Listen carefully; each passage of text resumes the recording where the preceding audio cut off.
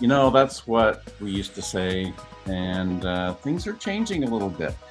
You can't just get by with mental health just on grit or silence alone. So, we're going to talk about healing the mind and the heart today. Welcome back to Centered.Live, where we talk about living intentionally, walking in truth, and staying centered in our lives. Right? So, today we're diving into a subject that affects everybody, every family, mental health. It used to be kind of a taboo subject, but not anymore. It's mainstream. It's healthcare, Mhm. and we're not talking just about labels or uh, the way we feel or think. It's a whole process of gaining mental health. So our guest today is Andrea Beckstrom. She's worked in mental health for over 16 years. She's one of the owners of, and the medical director of LÉVO Mind. Did I say that right? Yep, exactly. LÉVO Mind is a holistic psychiatric medication management clinic here in Utah. That's a lot for me that's not familiar with those big words. You did great. It's a mouthful. And Andrea is passionate about the psychosocial model. Did you come up with that phrase? No, that's a really common thing that those that work in mental health, therapists or prescribers, use, which is a great model to incorporate into care. Oh, interesting. Yeah. So let's see. So it's the idea that true healing comes when we look at the whole person, body, mind, relationships, everything. And I guess you live it. This is part of your life. You're a wife, a mother of four. Um, you have some gorgeous daughters. I'll have to admit, they're cute Thank as that. you. And you love to go hiking and gardening and keep life balanced in the chaos. So we're just happy to have you here, Andrea. Thanks for coming. Thanks for having me because I love to spread the word on this topic, obviously. I am very passionate about it. So thank you for the opportunity. Well, one thing that I've noticed on your website and things that you've talked about is that medication can help, but it's rarely the whole story. So Mhm. what can you explain to me by the whole person approach to mental health? Well, I love that question because, as you said, and you said it very well, the biopsychosocial model, that is what incorporates mental health. All of those combine or overlap to bring what is our mental health. And so the bio, I like to kind of break it down for people because it is a mouthful. The biological is physical health and genetics and disabilities and different things like that.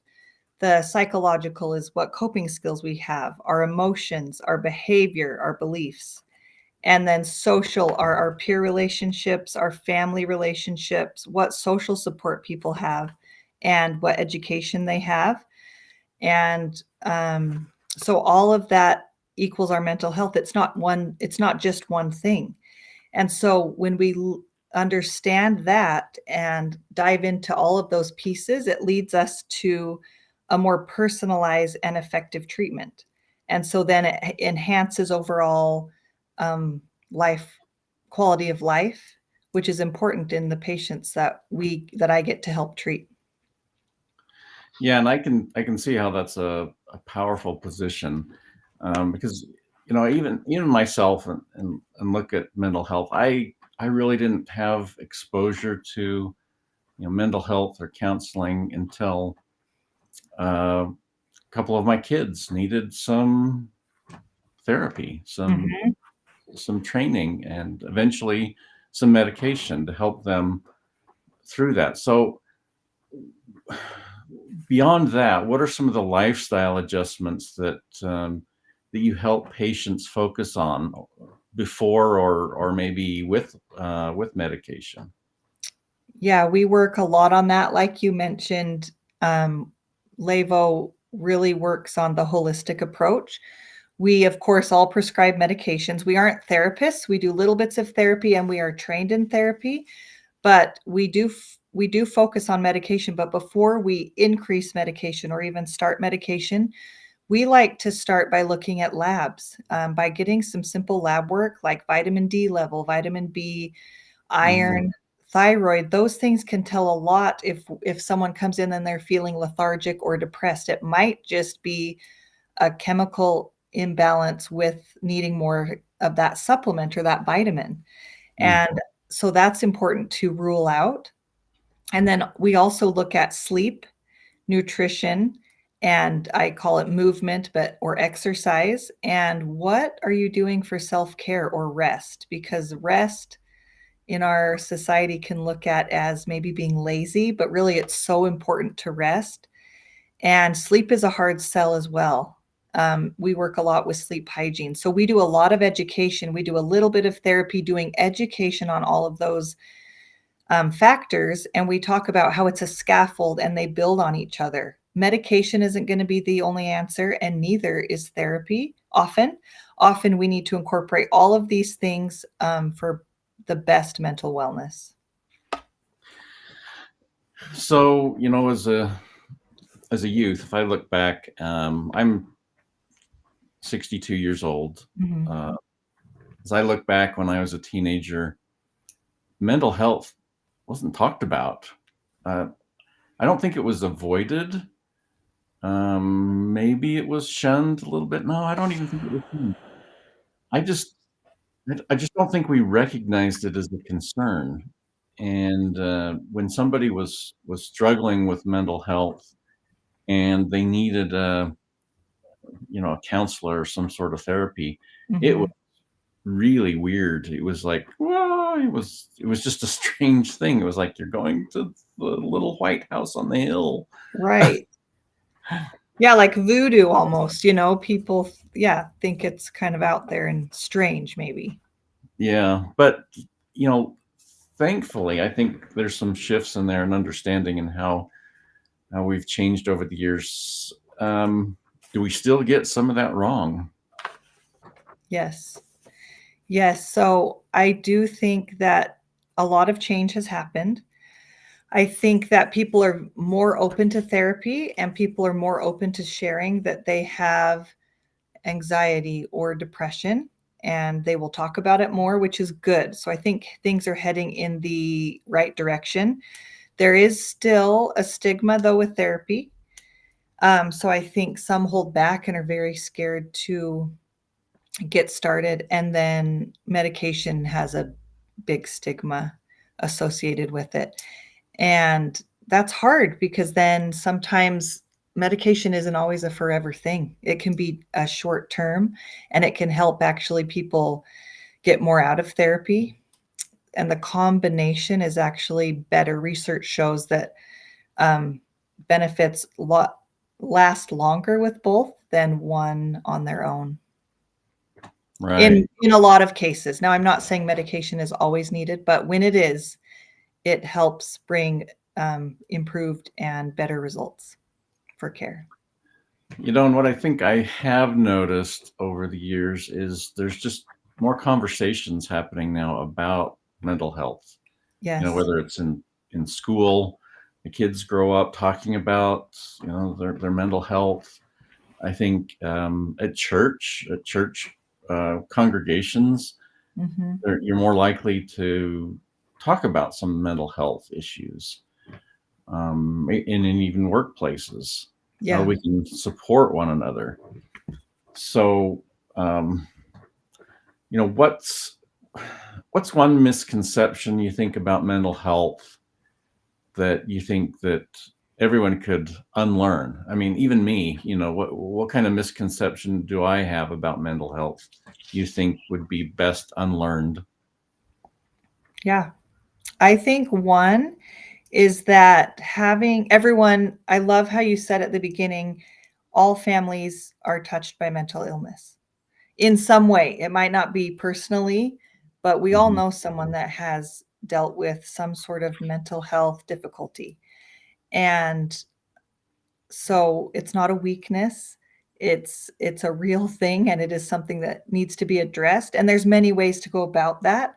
So just the misconception that getting help is a weakness, and also a misconception that I really would like to tackle, and one of the reasons why I do what I do and why I'm on social media so much, which was really hard at first. But one thing is that treatment isn't scary. Now, I think the hardest, scariest part is showing up for the first time. That absolutely is scary, and Mm. walking through the door.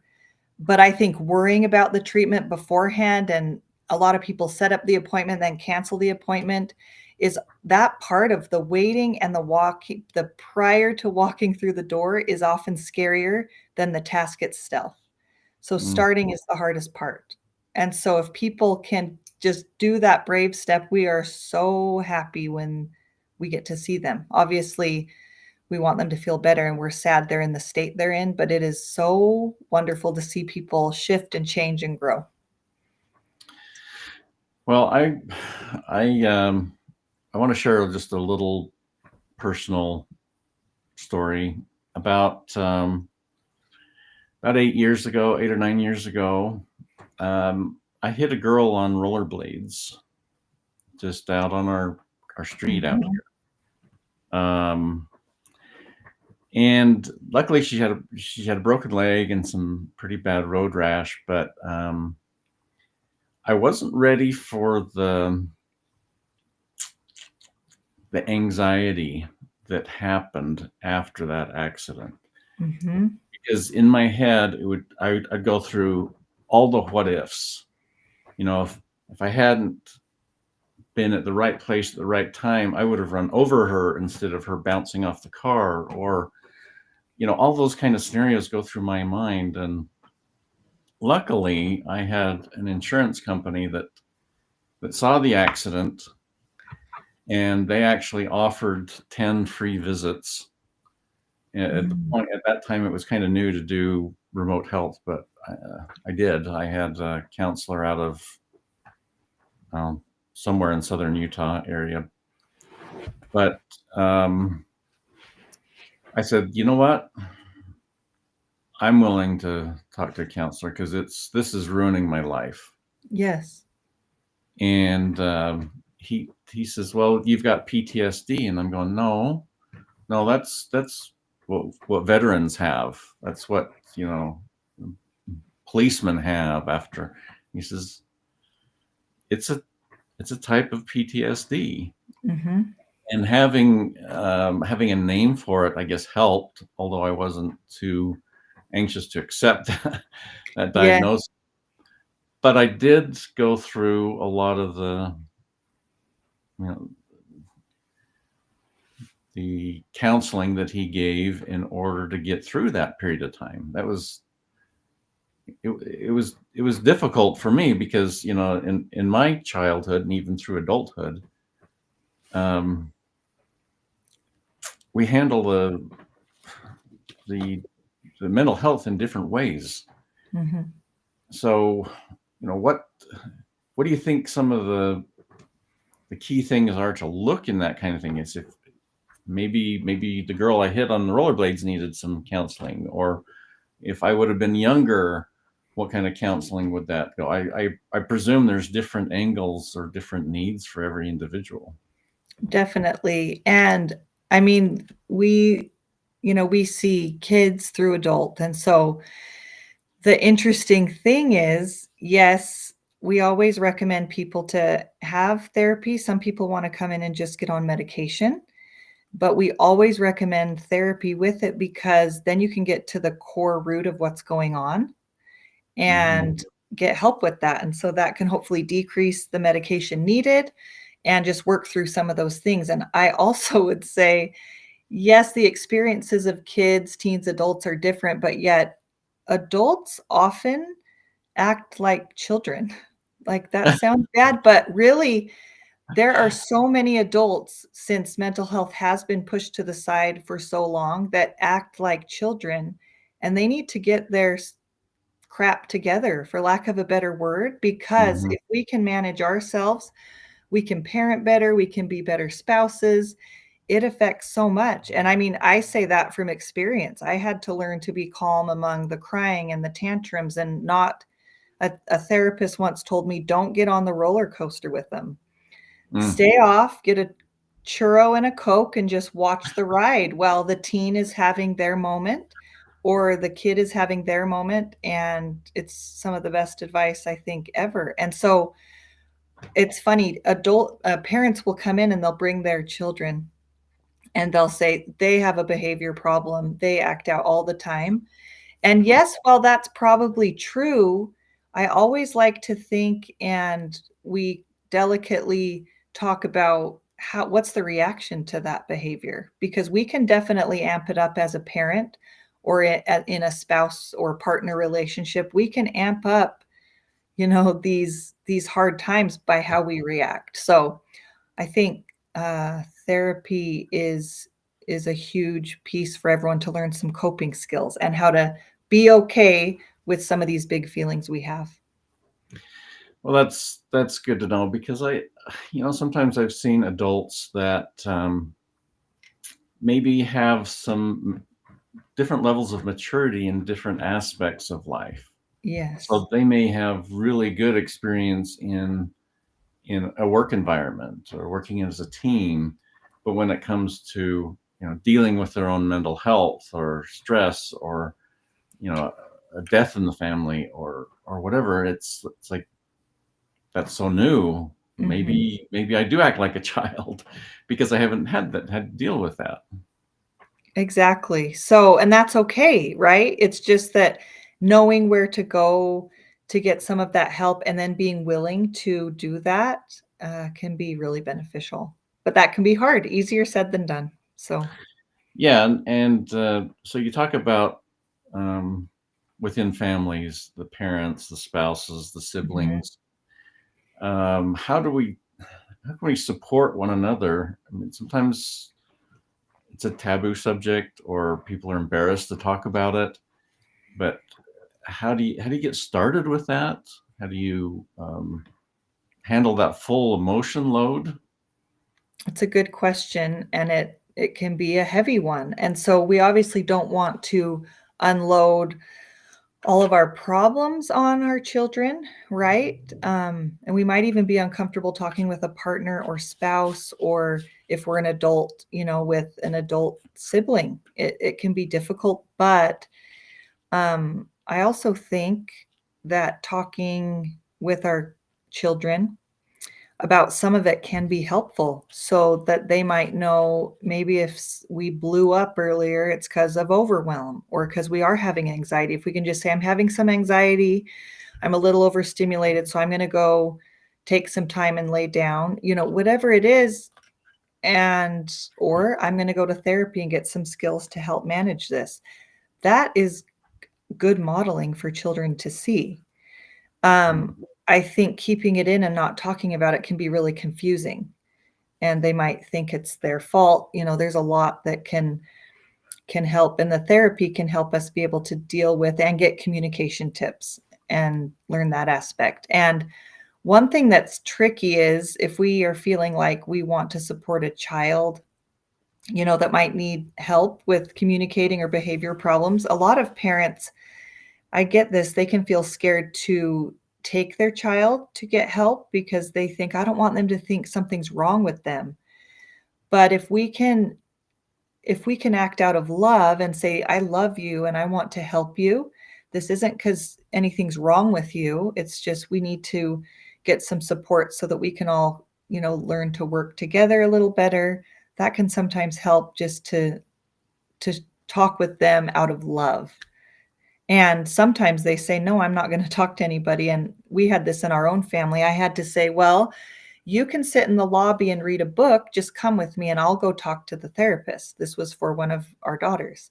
Mm. And actually, then she ended up coming in with me and she said, I'm only staying 10 minutes. And I said, that's great. Stay for 10 minutes and then you can go out in the lobby.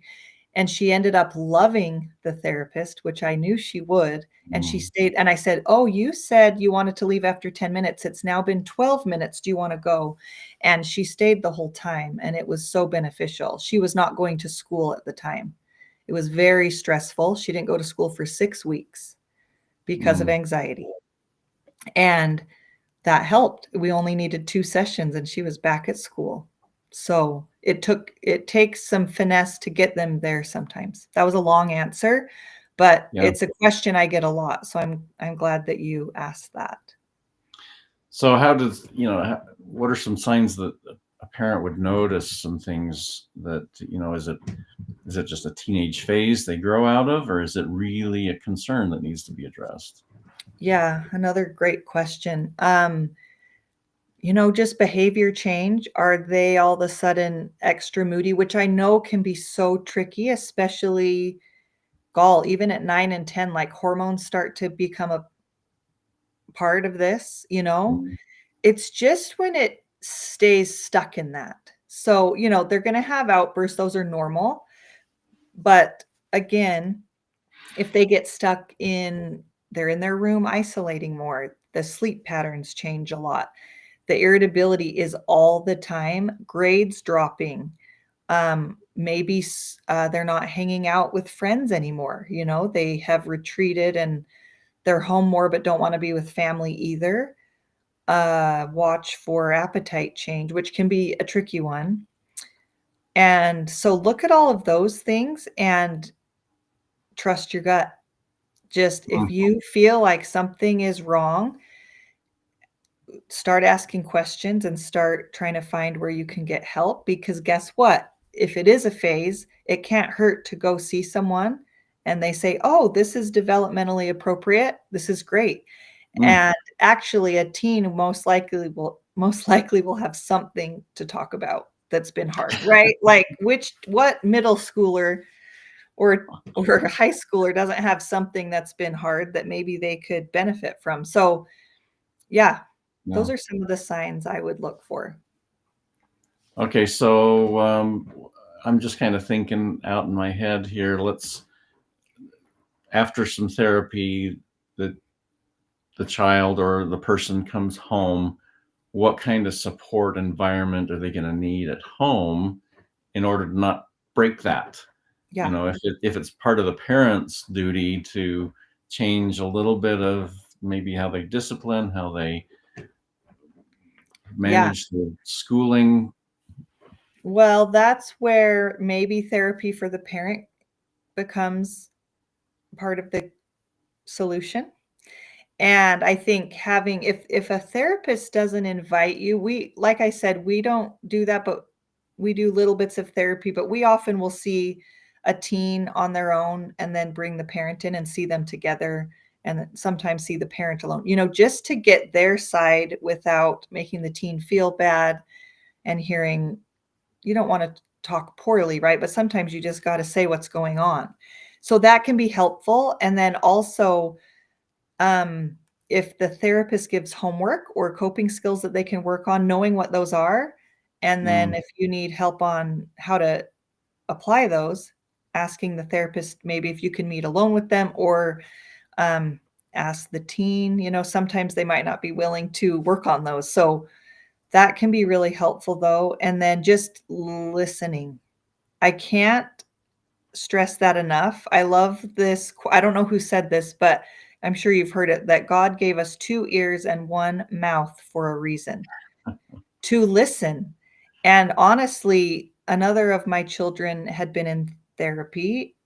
She was a little older and we were just starting to butt heads because I was trying to fix everything. But the minute I just listened and did what one of my favorite therapists that I said, don't get on the roller coaster with her. Just listen and watch, and she'll figure it out. And it helped so much. We don't need to give them answers. They don't want us to fix it. So those are some of the things that can help support them, and checking on them. I know we feel like our teens don't want us to say goodnight, maybe, or don't want to be tucked in, and maybe not, maybe they don't, but check in on them. Say goodnight, say I love you, give them a hug. Even if they shy away, they want connection. Yeah, so you've had some of your own stories about burnout, about parenting challenges and things. What are some moments from your own life where you've had to practice some of these things where you teach? Well, you kind of told about that, but what are some things that really apply to your training to parenting?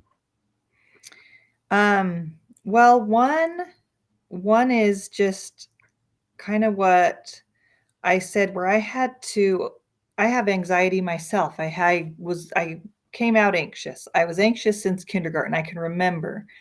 And I had some hard times with that through middle school and high school, through college actually. And so as a parent, I always thought I was a patient person, but I did not tolerate the crying and the tantrums very well. I just was very type A, controlled, like we gotta have it be this way. And I mean, I'm a different parent now and I'm grateful for that. I would have just chilled out a little, and I was dealing with my own stuff, but I probably would have gone to therapy sooner so that I could manage some of the stress and the overwhelm. I just felt quite overwhelmed, and I would ask for help sooner.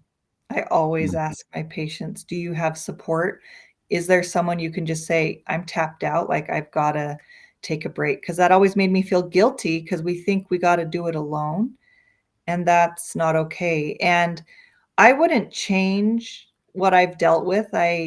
In I coped with it in interesting ways. I dropped out of all of my honors classes. So parents, if your kids are asking, I don't know, look for anxiety, because I'm so grateful my parents didn't make me stay in those classes. They didn't even know I was anxious. I didn't talk to anyone about it. I didn't even know I was anxious.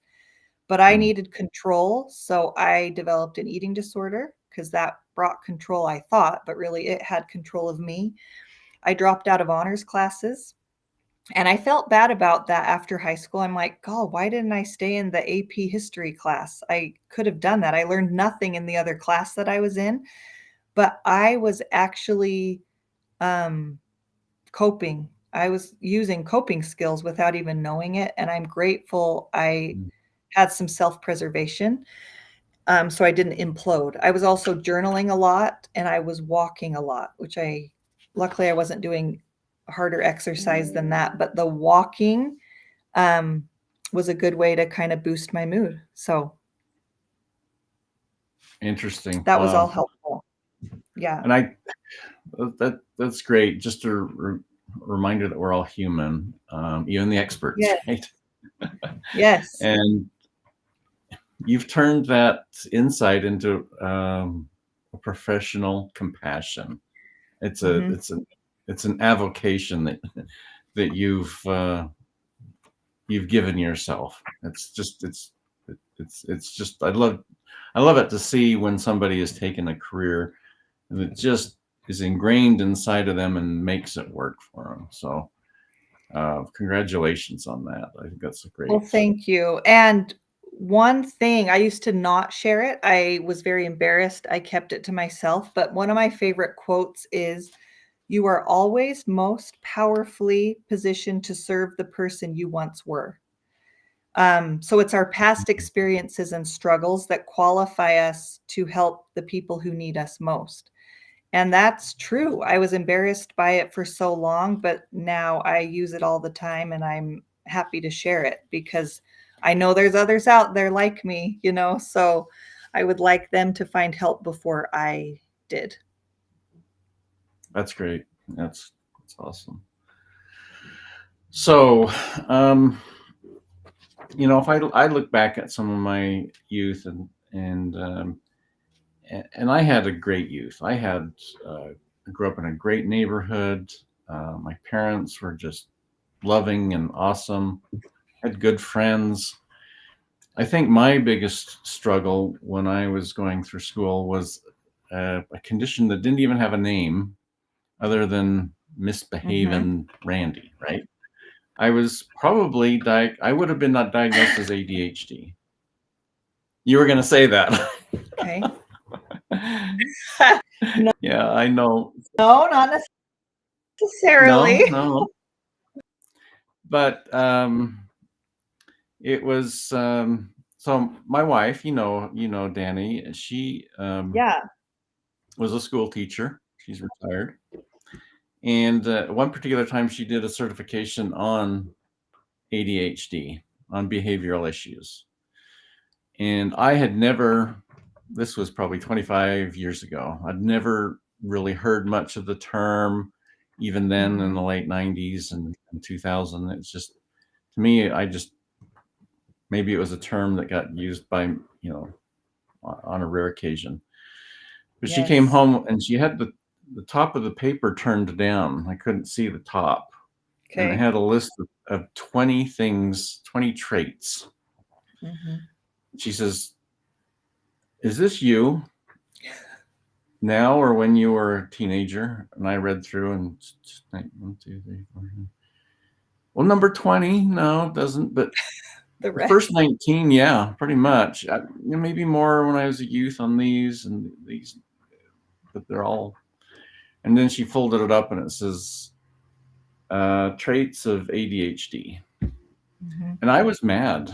I was really upset that kind of label would be put on me, and my middle ages. Being middle-aged, I thought, no, not me. I've got this all handled. But as I got to accept it and got on learning a little bit more about it and how to deal with it, and she, through the class, would come home and share stuff with me. And at first, I was not very interested. But over time, I started realizing some skills that I had to adapt to those scenarios without knowing that I was developing skills to adapt to that tendencies. But there's a lot that I hadn't dealt with.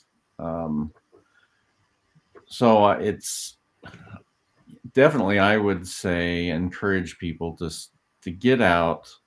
If you're feeling overwhelmed, even as an adult, if you're struggling too much, and don't quietly struggle. Just take one small step, a realistic step that you can take to improve your mental health. Absolutely. Those little steps might not seem very effective because they're so tiny, but think of 1% every day. That's 365% by the end of the year, and it adds up. Yeah. All right. So before we close here, I have some myth or truth questions for you. Okay. All right. You ready? Yep.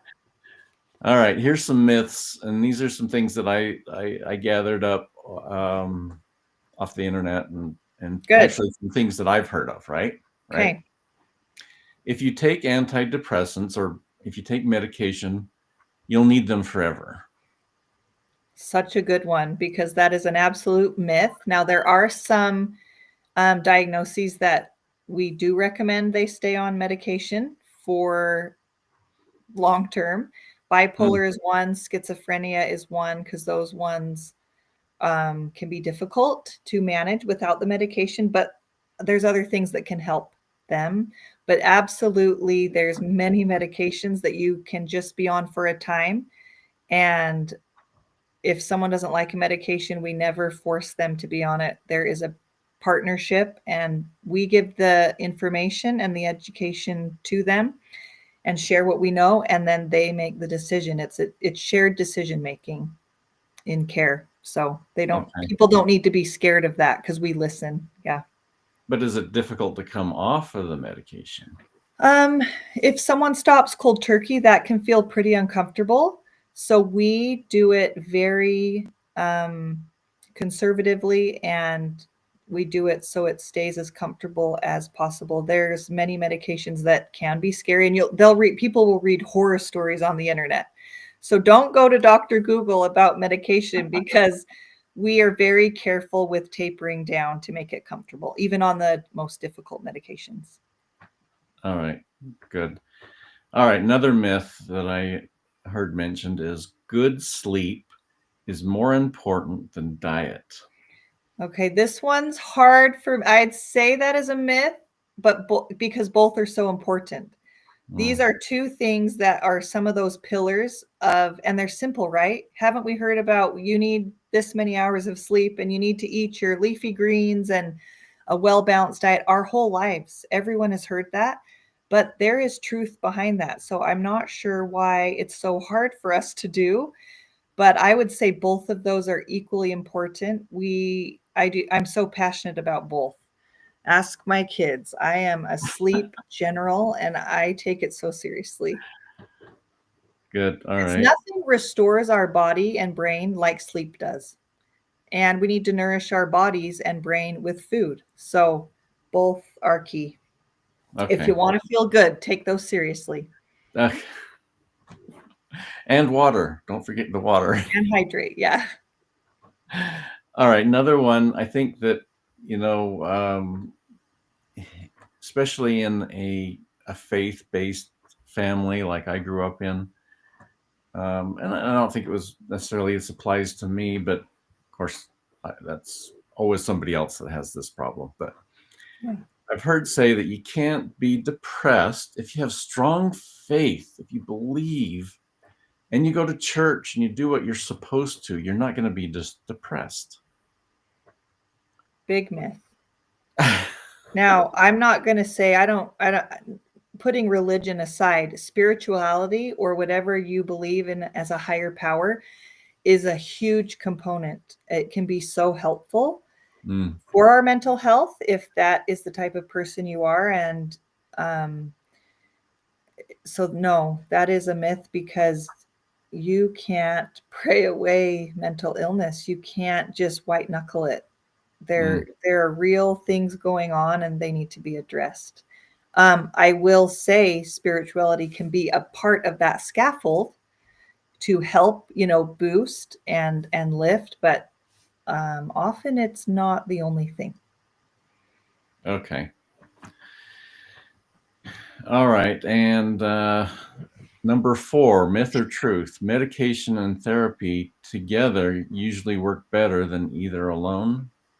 And that is truth. We talked about that earlier as I Yeah. mentioned that we kind of say 1 + 1 = 3 because the sum of those two together bring great benefits and prevent remission, for disorders like depression. It prevents future episodes.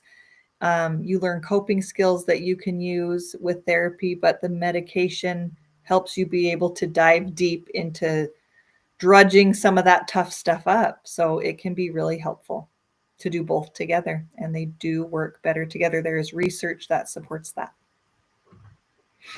All right. Good. And the last truth or myth: children can't have anxiety. They just need better discipline. So false. So such a myth.